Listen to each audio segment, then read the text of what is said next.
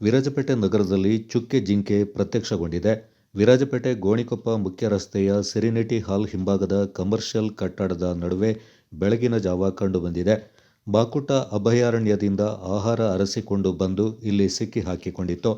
ಇದನ್ನು ಕಂಡ ಕಮರ್ಷಿಯಲ್ ಕಟ್ಟಡದ ಕಾವಲುಗಾರ ತಕ್ಷಣ ವಿರಾಜಪೇಟೆ ಪೊಲೀಸ್ ವೃತ್ತ ನಿರೀಕ್ಷಕರಾದ ಅನೂಪ್ ಮಾದಪ್ಪ ಅವರಿಗೆ ಕರೆ ಮಾಡಿ ಜಿಂಕೆ ಕಂಡಿರುವ ಬಗ್ಗೆ ಮಾಹಿತಿಯನ್ನು ನೀಡಿದರು.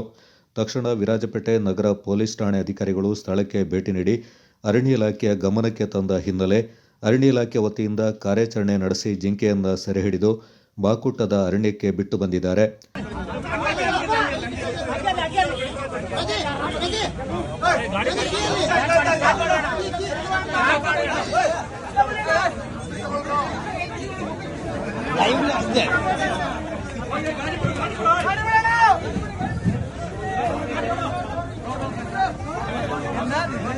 ಪ್ರತಿ ಗಾಡಿ ತೆಗಿಯೋ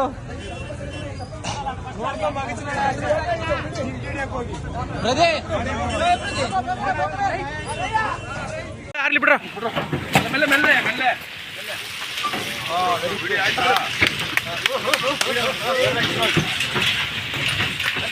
ವಿನುತಾ ಚೌಹಾಣ್, ಉಪ ಅರಣ್ಯ ಸಂರಕ್ಷಣಾಧಿಕಾರಿಗಳು, ವಿರಾಜಪೇಟೆ ವಿಭಾಗ, ತಹಸೀನ್ ಭಾನು ದಾವಡಿ, ಸಹಾಯಕ ಅರಣ್ಯ ಸಂರಕ್ಷಣಾಧಿಕಾರಿಗಳು, ವಿರಾಜಪೇಟೆ ಉಪವಿಭಾಗ ಇವರ ಮಾರ್ಗದರ್ಶನದಲ್ಲಿ ಶಿವರಾಮ್ ಕೆವಿ, ವಿರಾಜಪೇಟೆ ವಲಯ ಅವರು ನಾಯಕತ್ವ ವಹಿಸಿ ರಾಘವ ಪಿಜೆ, ಶ್ರೀನಿವಾಸ್, ಲೋಕೇಶ್ ಉಪವಲಯ ಅರಣ್ಯಾಧಿಕಾರಿಗಳೊಂದಿಗೆ ನಂದೀಶ್ ಎಎಸ್, ಗಸ್ತು ಅರಣ್ಯಪಾಲಕ ಮತ್ತು ಆರ್ಆರ್ಟಿ ಸಿಬ್ಬಂದಿಗಳು ಹಾಗೂ ಇಟಿಎಫ್ ಆನೆ ಕಾರ್ಯಪಡೆ ವಿರಾಜಪೇಟೆ ವಿಭಾಗದವರು ಚುಕ್ಕೆ ಜಿಂಕೆ ಸಂರಕ್ಷಣಾ ಕಾರ್ಯಾಚರಣೆಯಲ್ಲಿ ಭಾಗಿಯಾಗಿದ್ದಾರೆ.